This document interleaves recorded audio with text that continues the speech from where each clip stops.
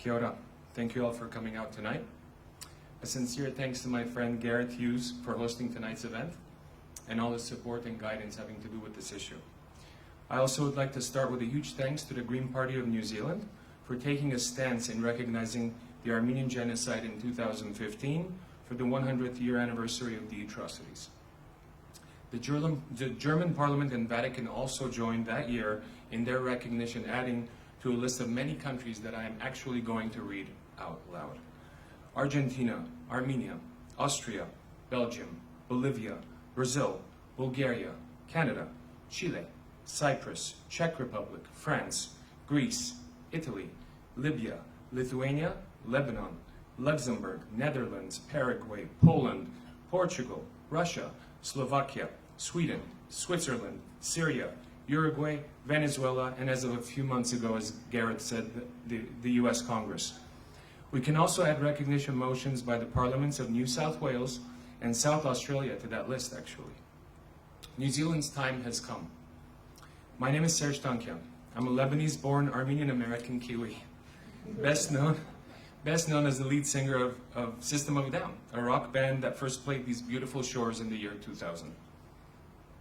I'm a proud resident of New Zealand because New Zealand has always represented something very special to me. An independent-minded, educated democracy with a fine balance of indigenous to modern, non-nuclear, and a first-rate economy with only 4 million people living on some of the most beautiful shores that I've ever seen. I was born in Lebanon to Armenian parents, but raised in the United States. All 4 of my grandparents were survivors of the genocide perpetrated by the Ottoman Empire, Turkey's predecessor, in 1915. They ended up in Syria and Lebanon in French encampments and orphanages. I grew up learning about their survival, the horrific things that they had seen that could not be unseen when they were taken from their homes into the Deir Zor Desert. This is the same Deir Zor Desert where ISIS buried their Yazidi victims just a few years ago. My grandfather, Stepan Haytayan, witnessed the brutal murder of his father by Turkish gendarmes and the slaughter of his younger baby brother on that horrible trail of death. Separated from his mother and losing his sight from hunger, he survived by sheer luck, ending up in multiple orphanages in Greece and later in Lebanon. I vowed to him before he passed that I would do what I could to tell his story so that it is not forgotten and help in the efforts to spread awareness about the genocide of the Armenians, Assyrians, and Greeks in what is known as the first genocide of the 20th century. April 24, 1915 is marked as the official beginning of the genocide, just one day before the landing of Anzac troops in Gallipoli.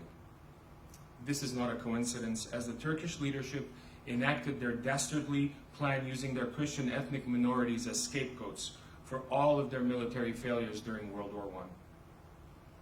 I should mention that there is now quite a bit of research linking Gallipoli to the Armenian Genocide, thanks to New Zealand historian James Robbins and our own Professor Maria Armudian from Auckland University, who dug into those archives, the New Zealand archives, to find incredible accounts of Anzac soldiers protecting women and children on those pogroms, witnessing the horrific acts of violence to these innocent victims by Turkish troops, not to mention the overwhelming outpouring of aid from New Zealand to help the victims of this horrendous atrocity.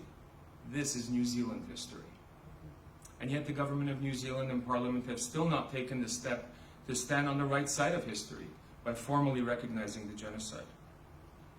Instead, we have been kowtowing to a brutal despot embodied by the President of Turkey, Erdogan, who not only denies the genocide perpetrated by their forefathers, but also imprisons innocents by the thousands, blocks freedom of speech, and has even used footage of New Zealand's worst terrorist attack last year for his campaign rallies.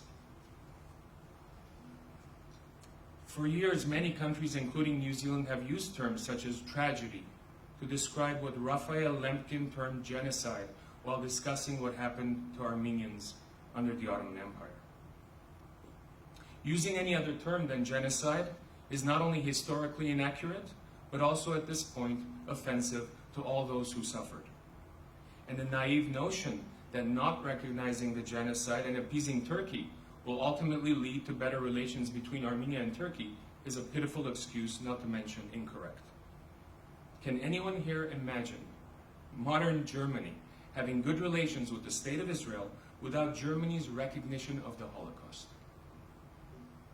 I was an activist before becoming an artist. The hypocrisy of the US government not properly recognizing the genocide until just recently, of course, and instead using it as political capital with Turkey to sell more Apache helicopters or conduct trade always made me sick. My band and I, all made up of Armenians, have always discussed this and have helped spread awareness about the genocide, so that by the time Congress actually recognized it last year, a good part of the American public was already aware. My activism opened my mind to other injustices around the world, from human rights abuses to climate crisis, labor rights to income inequality, and led me to the streets of Yerevan, Armenia in May of 2018, where I helped celebrate the peaceful Velvet Revolution that occurred there, reversing the misfortunes of a small nation riddled by post-Soviet oligarchic corruption and injustice, and replacing it with a modern, progressive government that has literally saved the country.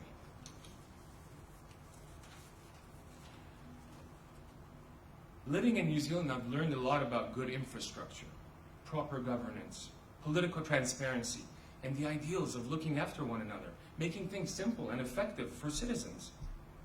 We have always had a stronger moral code than many other countries. We've never been afraid of the truth. That is why I think we can no longer postpone recognition of the genocide. Thank you.